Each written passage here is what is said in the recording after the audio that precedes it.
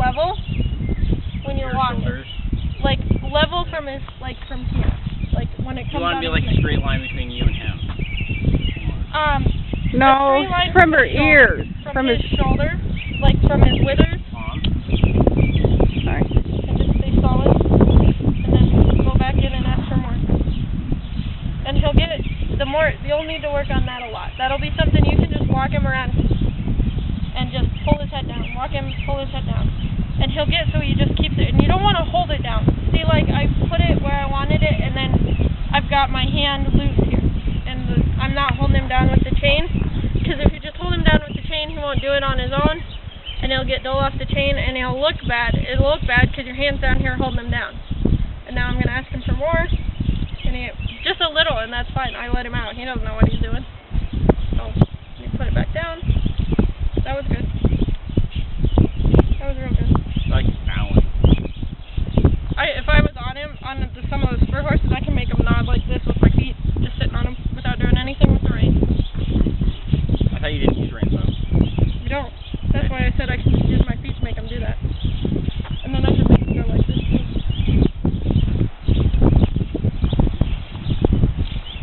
Okay.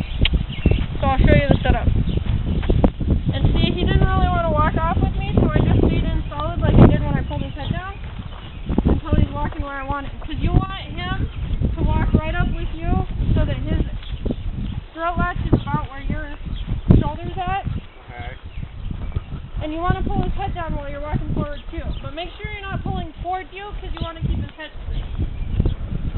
He's actually walking along really good. Whoa. And then I say whoa, and then my next stride is a stop. That way he has time to think. But he still walked past me, so I'm just going to not change my body and just pull him backwards. And then walk him off again. Pull his head down until he puts it down.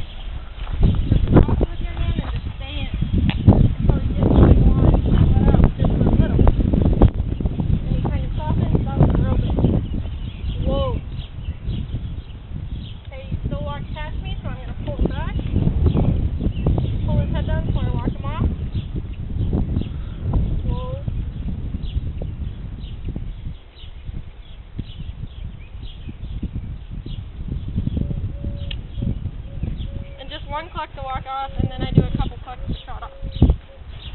Whoa. And he still walked past me, and I've given him a couple chances, so now I'm going to be a little more, I want you to whoa. You went from ask to telling. Yep. And then when he just wrestles like that, I just stay in. I don't jerk on him, I don't snap him, I just stay in with my hand until he gives, and then I give. And there he's just not giving, so I just stay in. And he gave me a little, but he's not where I wanted, so I go right back in one stride later.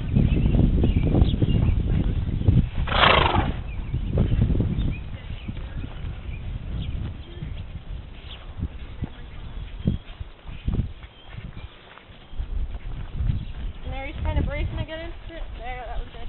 Whoa. Good boy. Stop when I said whoa. So you say whoa, and your next stride is a stop. Don't stop and say whoa, because then he didn't have time to think. He has to have that second to think. Like, and when I walk off, if you notice I do that too. I clock, and then I take a step. I don't clock as I'm walking off. He needs to have that second so that he does everything at the same time you do. Because that's when it looks the best. And if they have that, they have to know what you're thinking because they can't read your mind. Whoa.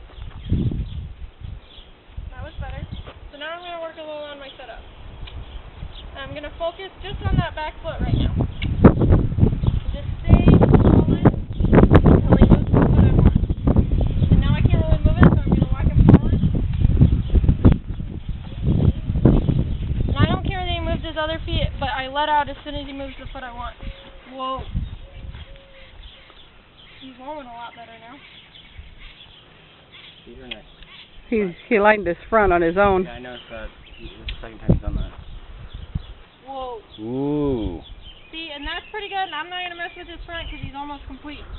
Another thing you need to immediately start doing, because they'll get nervous, is you need to practice crossing over. Because when you go on this side, he needs to stand still, because you have to do that when you inspect.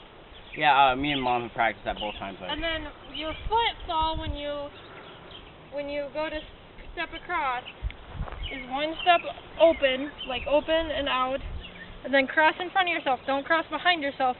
And then I turn and make it like a third small step so that I'm pointing towards him. And then I step out, step across, and step towards. Okay. That part I actually knew. Yeah, I figured you Yeah, did. we've done that both But, times. yeah, you're definitely giving some tips here that... He didn't walk off with me, so I'm just going to stand solid until he's up where I want him. He's dropping his head more. When he wrestles in his face, just let him. Don't pull harder. Don't change what you're doing. Just stay in.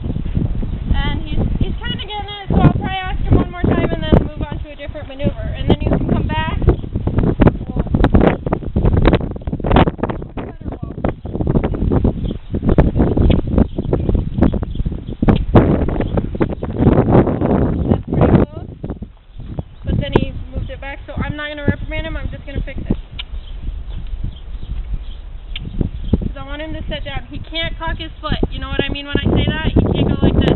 Yeah. That is a huge no-no. Do not let him do that. And if he does that and you say, whoa, you can pop down on your chain once and say, whoa, and if he doesn't do it, then back him up, because that makes him sit back here and put his, and then he'll get, so that if you say, whoa, and he's got his foot cocked, you'd be like, he's going to back me up, and he'll just step down on that foot. Okay, so that's pretty good. He doesn't have his foot all the way on the ground. He's cocked right now. Oh, he was. I thought you were going to have a chance so to... you can see that, like Whoa. that. That? Whoa. Like that, Mom? Yeah, he's still doing it. Okay, and then I'll walk him back forward just a step. Whoa. Whoa. That's really good. So I'm going to quit there. And I'll show you some pivot stuff. I don't know if this is going to be long enough. Do we have like a little, little whip? Yeah, riding crop. Like a... Just inside the door, Denise.